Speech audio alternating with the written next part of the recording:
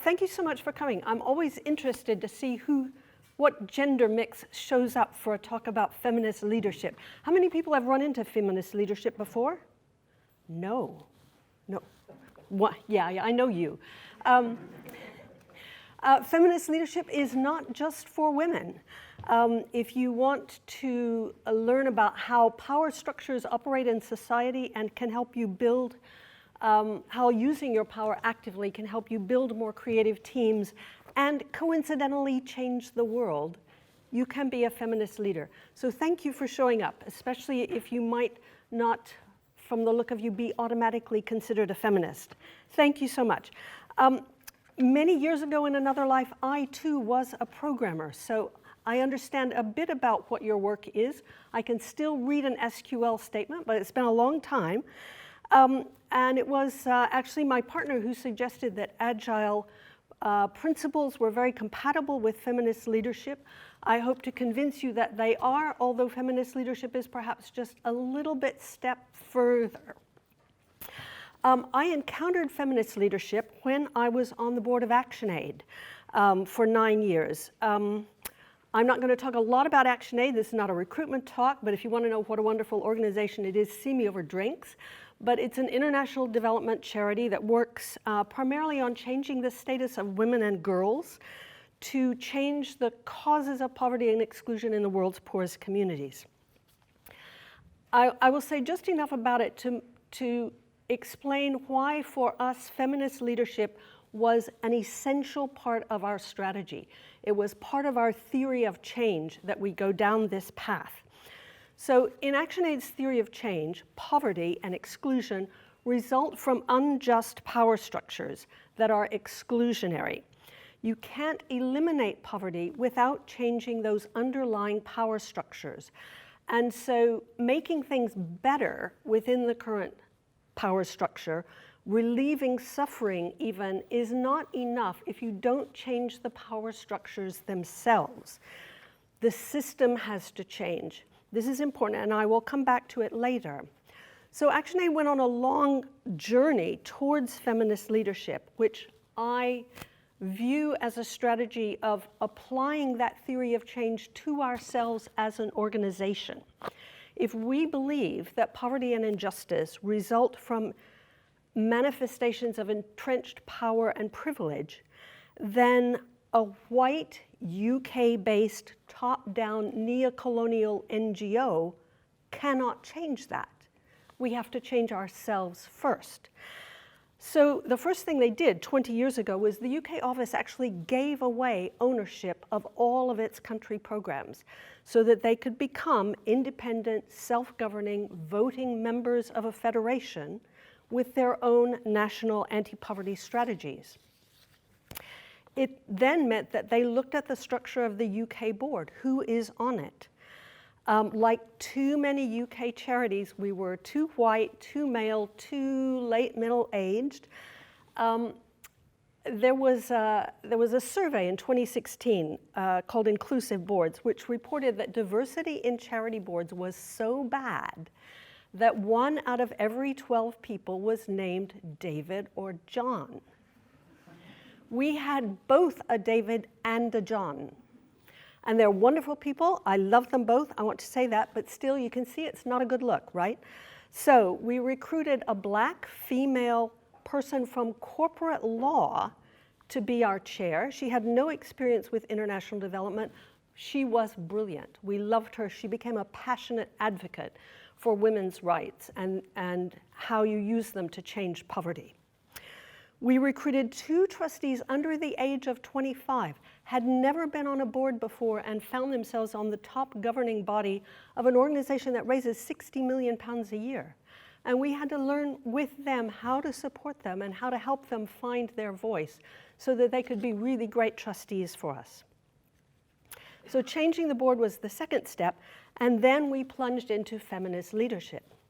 Feminist leadership 3 or 4 years ago was still fairly new. There's no handbook that you can buy from Amazon. So we developed our own top 10 points for feminist leadership that come along with a detailed sets of do's and don'ts to go with each point. And one of my roles at ActionAid as the board chair was to lead a thought process about how this applies at board level, how the board of trustees operate, which then led to ActionAid winning both the Bond Award for Governance. Bond is the organization of British overseas international development charities. We won their award for governance and the Third Sector Governance Award for Diversity, and of course led to me talking to you here today.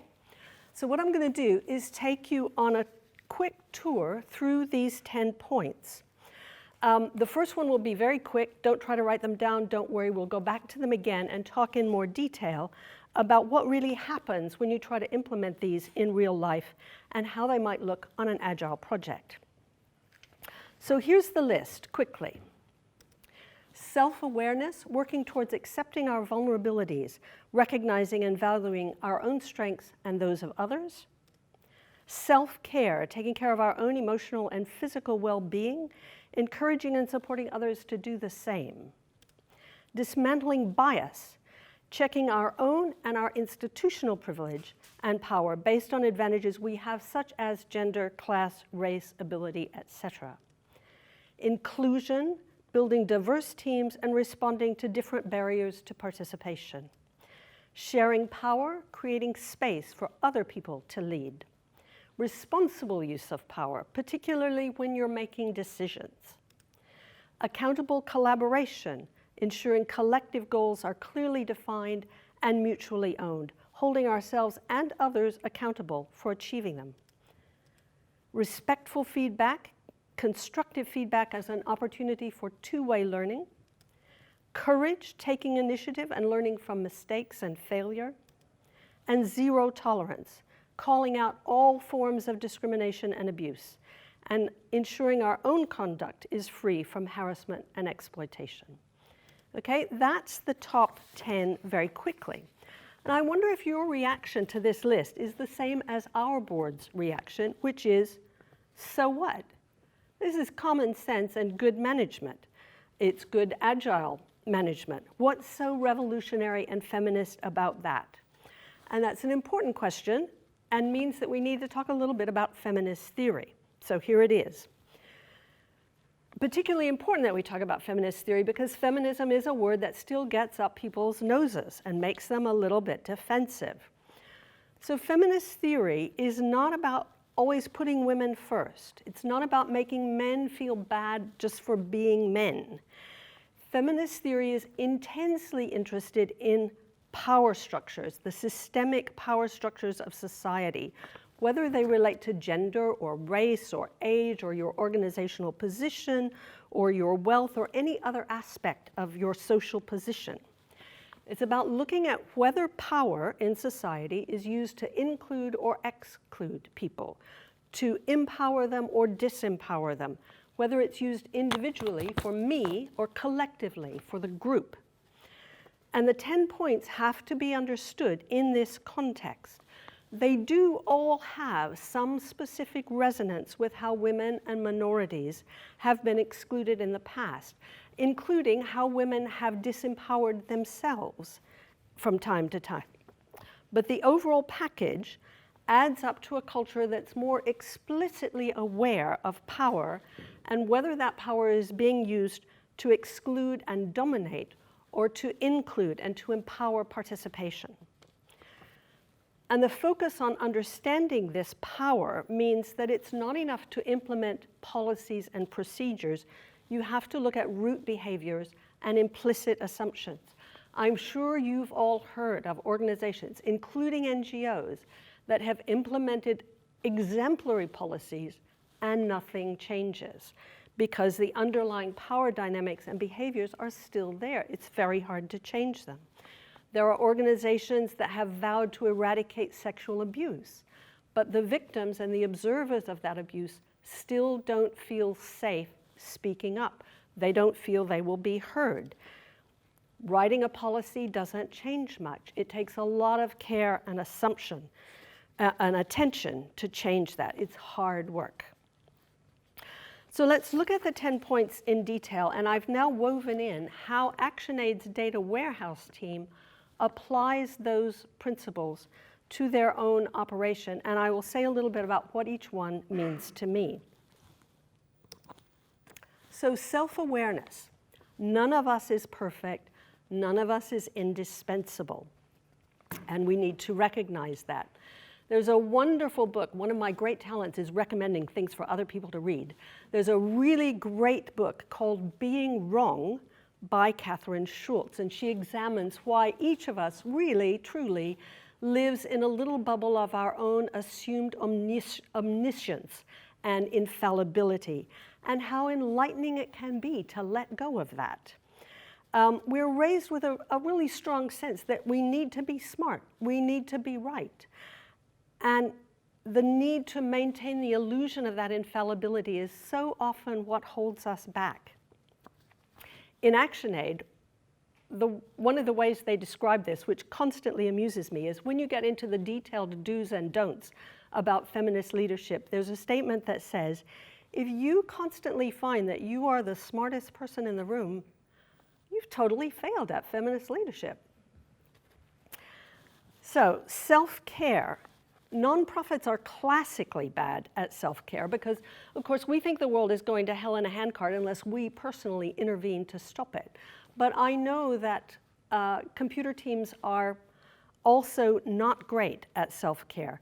I had a partner at Price Waterhouse some decades ago. I can remember him saying, if the thought of your workload doesn't make you weep with terror, I'm not doing my job.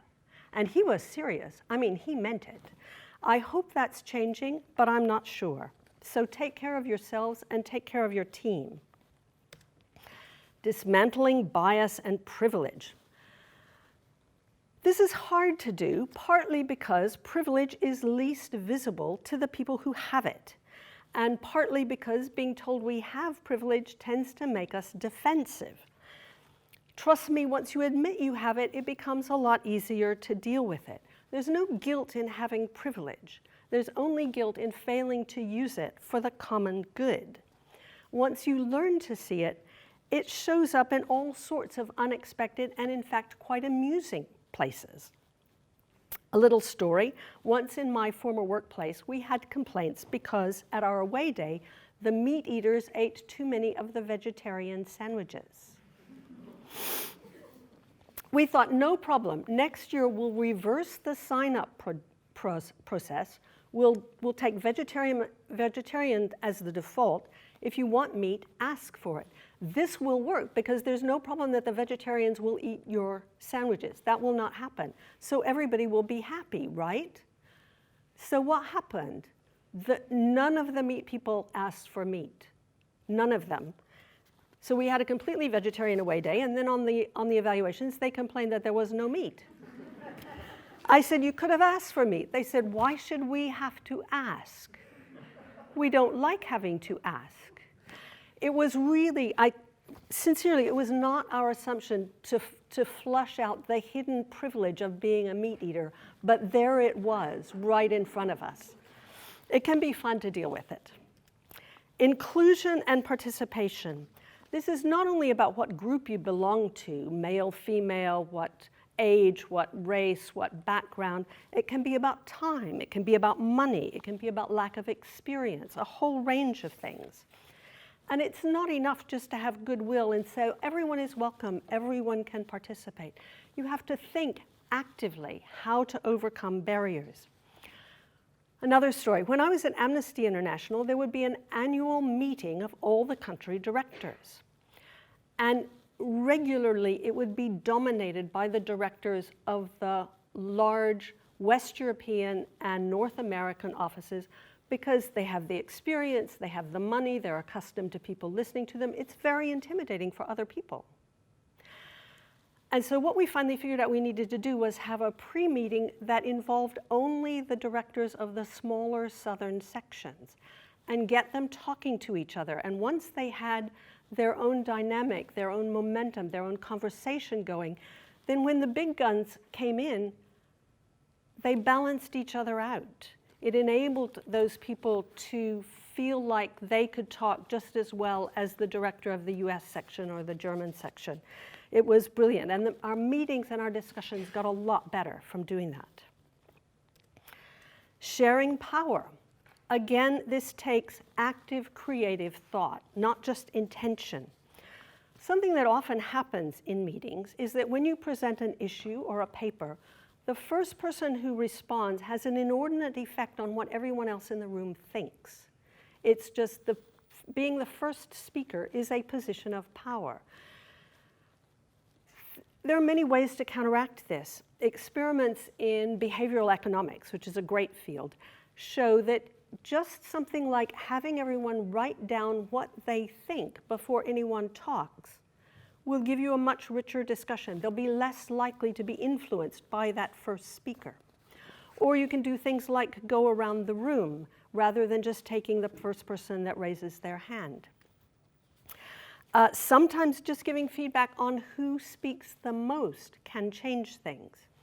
At ActionAid, we did for a while use an app that tracked whether men or women were speaking more. But really my favorite implementation of this idea is the woman who sat in a meeting and knitted a scarf. And when a man spoke, she picked up her red thread. And when a woman spoke, she picked up her green thread. And at the end of the meeting, there was a scarf. I think that's brilliant. It's so clever. Responsible use of power. At board level, power about making decisions has to do with things like A, who's in the room, what gets on the agenda, how much time is it given, is it at the beginning of the agenda when everyone's fresh and newly caffeinated, or is it at the end of the day when you're trying to get through the last 4 items in 5 minutes? It is distressingly common, I think, how often decisions get made by people who have power, not necessarily expertise. I know of a current software implementation project, I will try not to name names, where the selection of software and vendor, the team making that selection doesn't include any technical people, because technical people ask such inconvenient questions. So they're not in the room when the decision is made. I am an organist. I have a diploma with distinction in organ performance from ABRSM, and my church, the last time they were selecting a director of music, did not have any organists on the team when they asked someone to come in and do their audition. At the last minute, they said, "Do you think we should have an organist?" And so I was allowed to come in, sneak in through the side door and listen on an unofficial basis. This drives me nuts. But that's how a lot of decisions get made. I know in Agile principles, there is the principle that you should delegate decisions to the lowest possible level. And this is great. My favorite radical leadership blogger, a man named Vu Lee from Seattle, his organization implemented this, and the principle that they use is decisions can be made by the person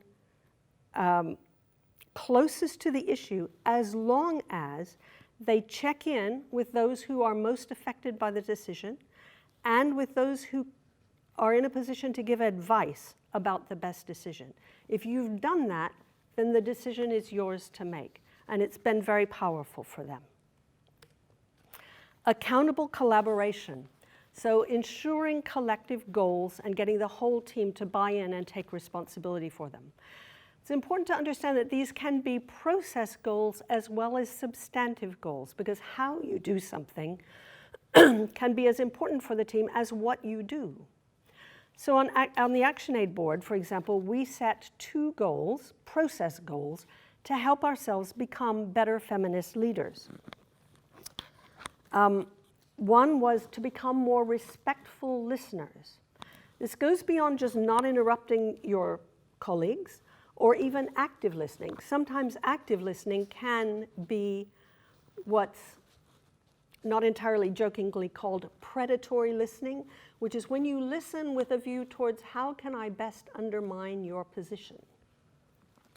Respectful listening is listening with a view towards how can I best understand your position and build on it and give active, really positive consideration to the possibility that you could be right. You could be right. That is respectful listening. Our second goal was to become more comfortable with disagreement and opposing views. We had a tremendously good-natured board. We honestly loved and trusted each other, and it tended to make us want to agree all the time. But actually, sometimes driving to consensus is not the best way to come to the best decision. Sometimes it's best to live with disagreement for a while and kind of bottom it out and explore it and give full weight to all the sides of the discussion and accept that even once you've done that, everybody may still not agree. But they will accept it if there are good relationships and high levels of trust in your team. The goal is not to make disagreement less, but to make it better.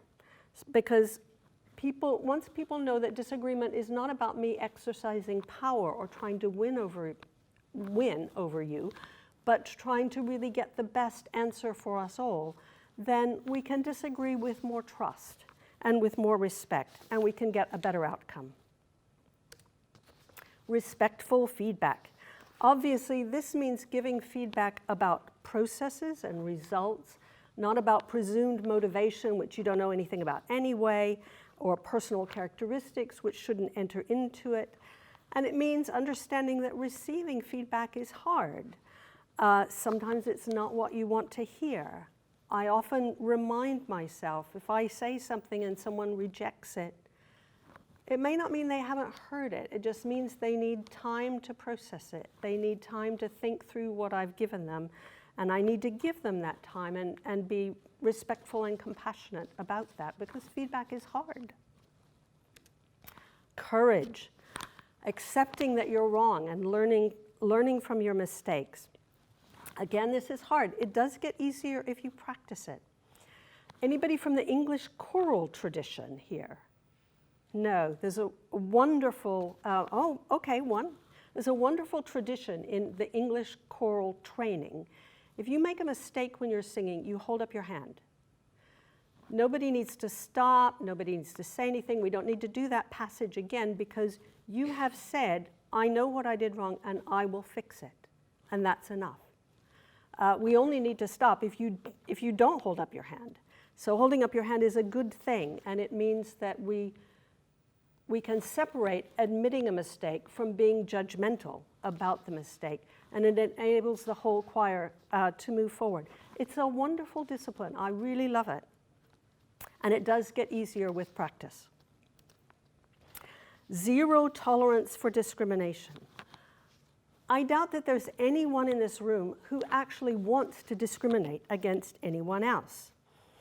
But changing power and privilege is hard work, even for those of us who are trying. Here's another fascinating book called The Rituals of Dinner by Margaret Visser. And I hear you thinking, because I thought the same thing too, how fascinating can a book about table manners really be? But Margaret Visser is an anthropologist, and she's done a wonderful cross-cultural study of how the way we treat food expresses how we feel about power and hierarchy, how we treat the people who serve us, whether we value the individual or the communal table, our attitude towards violence. It is a really, really fascinating book.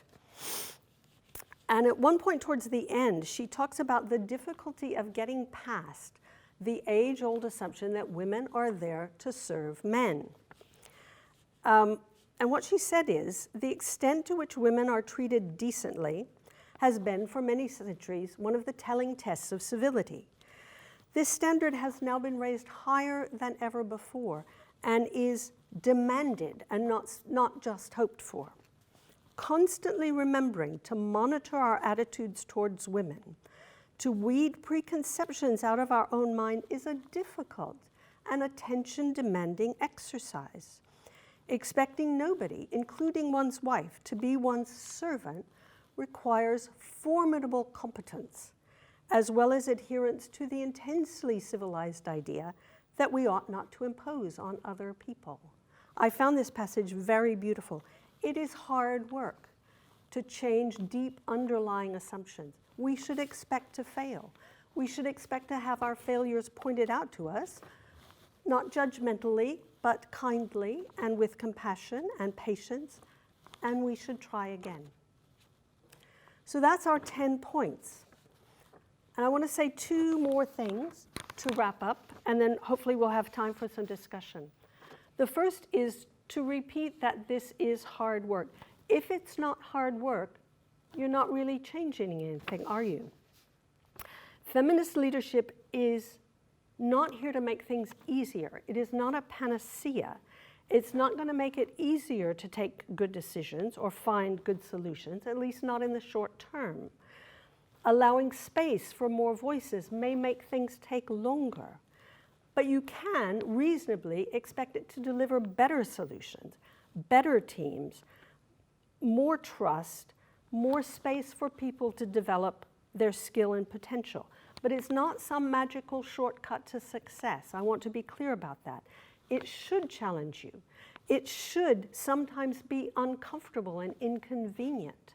I had a pastor one time who said to me, if you're not willing to sit through a service where you don't like half of what's happening, you're not really interested in diversity. When I first went to Amnesty International, there was a joke about how English people think diversity is a bunch of different people all in a room acting like Brits. No, it should challenge you. It should be uncomfortable. If it's not, you're not really changing anything. ActionAid has accepted this path, but we're not perfect at it. We have a lot of challenges left. For example, the UK section gave away political power. They gave away ownership of their country offices. But the fact that most of the money still comes from the Northern European offices requires very, very careful management because there's power in money. You can't get away from it. You have to be very careful how you deal with it, and it's hard. And conflict doesn't go away, but we're committed to doing better, continually trying to do better. The second thing I want to say is I'm always asked, do we have to call the principles feminist? Such an alienating word. So makes people so defensive. Yes, you have to call them feminist, and here's why, okay? I will explain why. Feminist leadership is not about being an incrementally better manager. It's not about making things better within the current power structure. It's about changing the power structure. If that makes you defensive, you need to think about what it is that you're defending, and is it time to let go of that? When we use the F word, we're reminding ourselves that we're trying to change a system that has been around for centuries, that's built on historic privilege, that we're trying to change it not just for women, but for everyone who is excluded or kept from power, whether it's because of age or race or class or disability or any other characteristic. And if we can't acknowledge that structure and that privilege, we can't change it. Because systematic privilege is least visible to those of us who possess it, we do have to continually remind ourselves. And that's why we call them feminist principles, to remind ourselves that these principles come from an analysis of power. And we are reaffirming our commitment to changing that power structure and using our power in a more inclusive way. That is obviously a commitment that both men and women can make. And that can transform your leadership. Not just change it and make it a little bit better, but transform it and transform society as well. If you can think of another word that encapsulates that challenge and that reminder and that expression of power and privilege, you are welcome to use it if you tell me what it is, because I haven't been able to think of one. And that's why we call them feminist leadership principles.